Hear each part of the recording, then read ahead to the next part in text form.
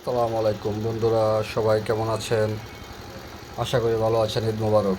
আজকে ঈদের দিন। সূর্য মামার মিষ্টি হাসিতে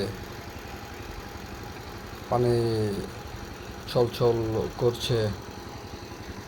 সারা রাত্র গাড়ি চালিয়ে এসেছি হবিগঞ্জ।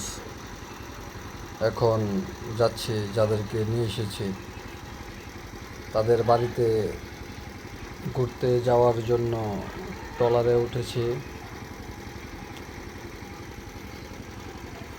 যাচ্ছি, ভালোই লাগছে পরিবেশটা। এখানে নতুন বউ আছে। বউ অবশ্য দেখা যাচ্ছে না।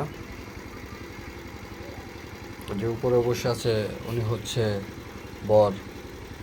তারা ঢাকায় থাকতো, তাদেরকে নিয়ে যাচ্ছি। আজকে ঈদের দিন ভোরবেলা। এ হচ্ছে মাঝি ভাই।